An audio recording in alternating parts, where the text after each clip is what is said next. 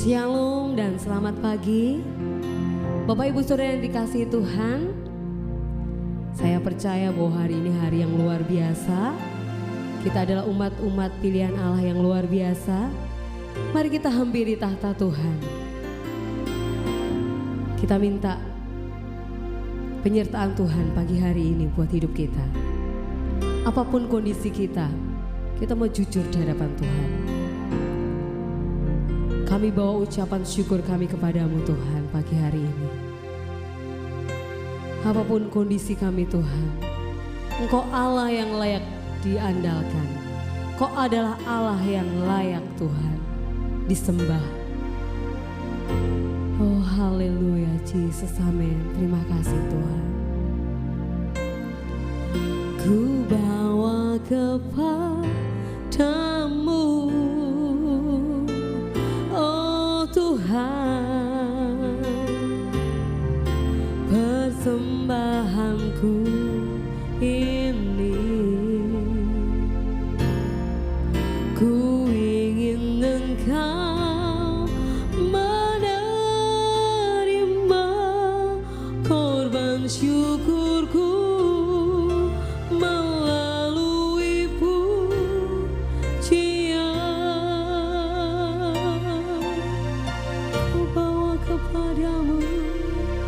Ku bawa kepadamu, oh Tuhan,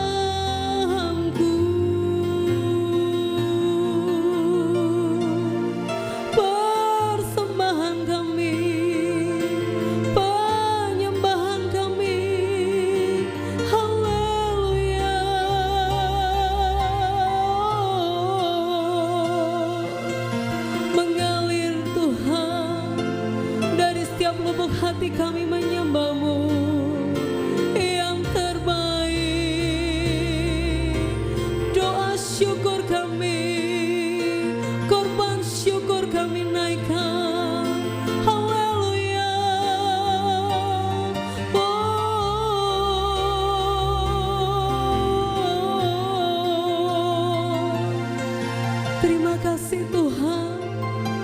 Haleluya, Engkau dahsyat. Thank you Lord Jesus.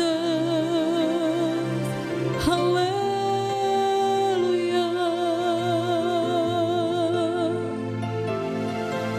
Terima kasih Tuhan. Terima kasih Yesus. Oh haleluya. Terima kasih Bapa buat pagi hari ini. Terima kasih Roh Kudus. Terima kasih Tuhan Yesus Allah yang baik. Kami bawa setiap korban pujian kami. Apapun kondisi kami pagi hari ini Tuhan. Hanya satu kami rindu, menyembah dan memuliakan nama-Mu. Kami rindu hidup kami dipenuhi oleh Roh Kudus-Mu. Dipenuhi dengan kuasa-Mu. Berkaryalah pagi hari ini lebih lagi Tuhan atas hidup kami pribadi lepas pribadi. Kami bersyukur pagi hari ini Tuhan. Kami hendak mendengarkan firman-Mu. Kiranya firman-Mu boleh menjadi rema dari dalam hidup kami.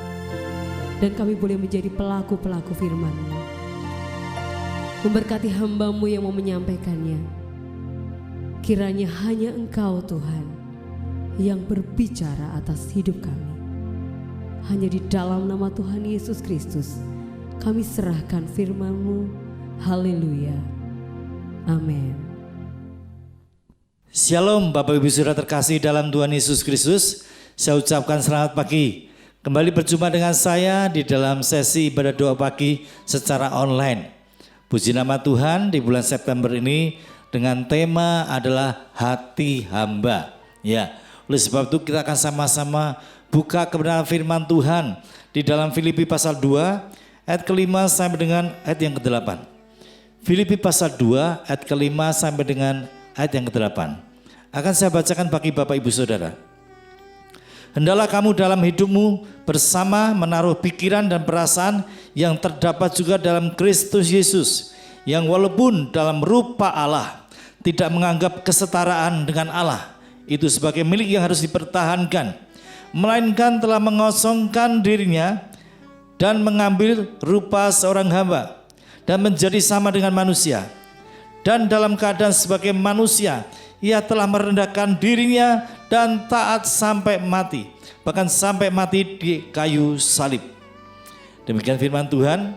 Nah Bapak Ibu Saudara terkasih dalam Tuhan Yesus Kristus, ya, hati hamba kita mau belajar daripada Tuhan Yesus.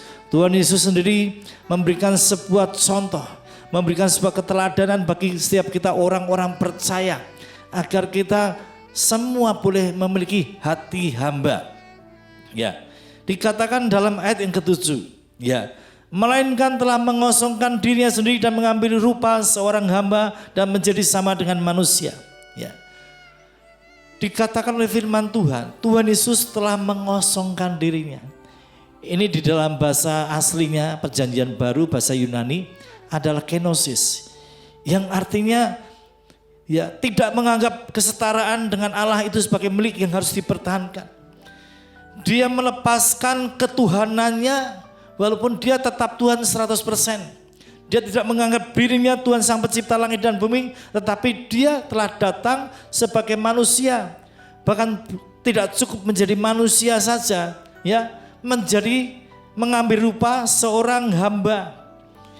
Inilah yang disebut memiliki hati hamba, ya. Ayat 8. Dalam keadaan sebagai manusia, ia telah merendahkan dirinya dan taat sampai mati, bahkan mati di kayu salib. Ya. Saudara perhatikan, dia merendahkan dirinya, dia mau taat, bahkan taat sampai mati di atas kayu salib. Bapak Ibu Saudara terkasih dalam Tuhan Yesus Kristus, memiliki hati hamba adalah memiliki kerendahan hati. Memiliki hati hamba adalah memiliki hati yang mau melayani Tuhan dengan hati yang tulus dan murni di hadapannya. Mari kita mau belajar dari Tuhan Yesus. Tuhan Yesus telah mengosongkan dirinya, ya, telah tidak menganggap dirinya Tuhan, tetapi dia telah menjadi sama, menjadi manusia, mengambil rupa seorang hamba, dan dia mau taat, bahkan taat sampai mati di atas kayu salib. Mari kita lihat ayat yang berikutnya. Dalam Lukas pasal 17 ayat ke-7 sampai dengan ayat yang ke-10. Lukas pasal 17 ayat 7 sampai dengan ayat yang ke-10. Akan saya bacakan bagi Bapak Ibu Saudara.